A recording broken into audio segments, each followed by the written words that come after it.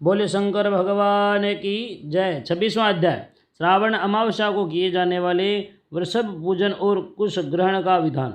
ईश्वर बोले, हे सनत कुमार, श्रावण मास में अमावस्या के दिन जो करणीय है उसको तथा प्रसंगवश जो कुछ अन्य बात मुझे याद आ गई है उसको भी मैं आपसे कहता हूँ। पर पूर्व काल में अनेक प्रकार के महान थल तथा पराक्रम वाले जगत का विध्वंस करने वाले तथा देवताओं का उत्पीड़न करने वाले दुष्ट दैत्यों के साथ मेरे अनेक युद्ध हुए। मैंने शुभ वृषभ नंदीश्वर पर आरूढ़ होकर संग्राम किए, किंतु महाशक्तिशाली तथा महापराक्रमी उस वृषभ ने मुझको नहीं छोड़ा। अंधकासुर के साथ युद्ध में तो उसने नंदी का शरीर विदीर्ण कर दिया, उसकी त्वचा कट गई, शरीर से रक्त बहने लगा और उसके प्राण मात्र बचे रह गए। फिर भी जब तक मैंने उस दुष्ट का संहार नहीं किया तब तक वह नंदी धैर्य धारण कर मेरा वहन करता रहा। उसकी इस दशा को मैंने जान लिया था। तत्पश्चात अंधक का वध करने के मैंने प्रसन्न होकर नंदी से कहा, हे सुव्रत, मैं तुम्हारे इस कृत्य से प्रसन्न हूँ, वर मांगो, तुम्हारे घाव ठीक हो जाएं, तुम बलवान हो जाओ और तुम्हारा पराक्रम तथा रूप पहले से भी बढ़ जाए। इसके अतिरिक्त तुम जो जो वर मांगोगे उसे मैं तुम्हें अवश्य दूंगा। नंदीकेश्वर बोले, हे देवदेव, हे महेश्वर, मेरी कोई याचना नहीं है। आप मुझ पर प्रसन्न हैं तो फिर इससे बढ़कर क्या वैभव हो सकता है। तथापि हे भगवान, लोकोपकार के लिए मैं मांग रहा हूँ। हे शिव, आज श्रावण मास की अमावस्या है जिससे आप मुझ पर प्रसन्न हुए हैं। इस तिथि में गायों सहित उत्तम मिट्टी से निर्मित वृषभों की पूजा करनी चाहिए। आज अमावस्या के दिन जन्म लेना कामधेनु तुल्य होता है। अतः आप इस स्थिति में वर प्रदान करें कि यह अमावस्या वांछित फल देने वाली हो। आज के दिन भक्तिपूर्वक प्रत्यक्ष वृषभों तथा गायों की पूजा करनी चाहिए। गेरू आदि धातुओं से प्रयत्नपूर्वक उन्हें भूषित करना चाहिए। उनकी सींगों पर सोना चांदी आदि के पत्थर मड़े और रेशम के बड़े बड़े गुच्छों को भी सींगों पर बांध दें। अनेक प्रकार के बाणों से चित्रित सुंदर वस्त्र से उनको पीठ को ढक दें और गले में मनोहर शब्दों करने वाला घंटा बांध दें।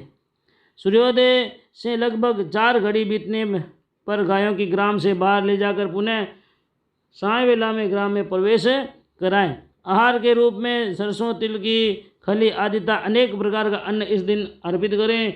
जो इस दिन ऐसा करता है उसका गोधन सदा बढ़ता रहता है। जिस घर में गाय न हो वह शमशान में समान होता है।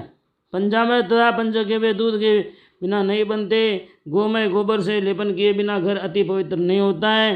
हे सुरोत्तम, जहाँ गोमूत्र से छिड़काव नहीं होता वहाँ चींटी आदि जंतुओं का उपद्रव विद्यमान रहता। हे महादेव, दूध के बिना भोजन का रस ही क्या।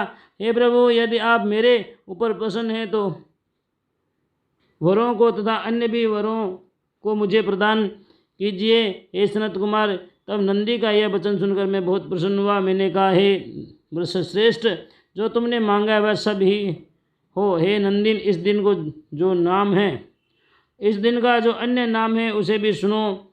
जो वृषभ किसी के द्वारा कहीं भी किसी कार्य में प्रयुक्त नहीं किया जाता और तृण खाता हुआ था, जल पीता हुआ, जो वृषभ शांतिपूर्वक विचरण करता है और महान वीरता बलवान होता है, उसे पील कहा जाता है। अतः हे नंदिन, उसी के नाम से यह दिन पीला इस नाम वाला होगा। इस दिन अपने इष्ट बंधुजनों के साथ महान उत्सव करना चाहिए। हे वत्स, मैंने उस दिन के श्रेष्ठ वर प्रदान किए थे, अतः लोगों के द्वारा इस श्रेष्ठ दिन की पीला नाम वाला कहा गया। इस दिन सभी कामनाओं को पूर्ण करने वाला वृषभों का महान उत्सव करना चाहिए। इसके अनंतर अब मैं इसी तिथि में किए जाने वाले कुश ग्रहण का वर्णन करूँगा। श्रावण मास की अमावस्या के दिन पवित्र होकर कुशों को उखाड़ लाएं। वे कुश सदा ताजे होते हैं, उन्हें बार बार प्रयोग में लाना चाहिए। कुश काश, यव, दुर्वा, उसीर,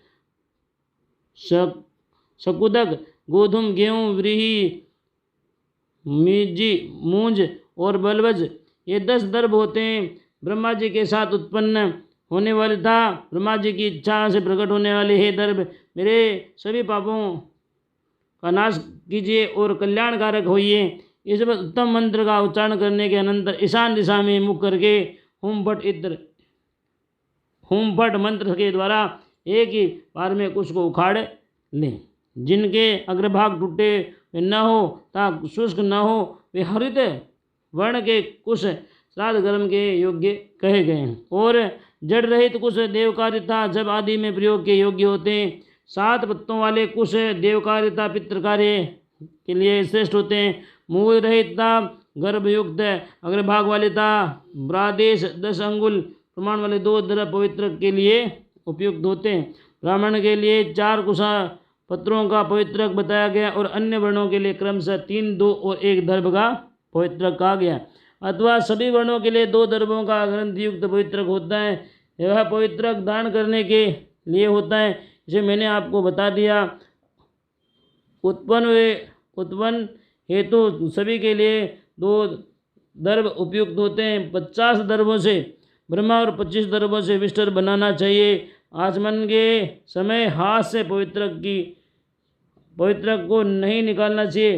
विकिर के लिए पिंड देने तथा अग्नोकरण करने के लिए अनंतर और पाद्य देने के पश्चात पवित्र का त्याग कर देना चाहिए। दर्भ के समान पुण्यप्रद पवित्र और पापनाशक कुछ भी नहीं है।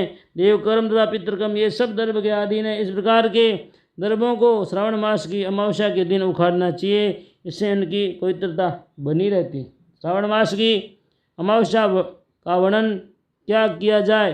हे सनत कुमार, श्रावण मास की अमावस्या के दिन जो कृत्य होता है उसे मैंने कह दिया।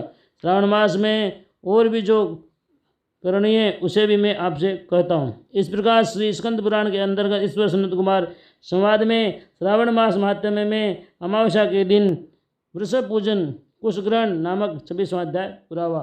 बोले शंकर भगवान की जय।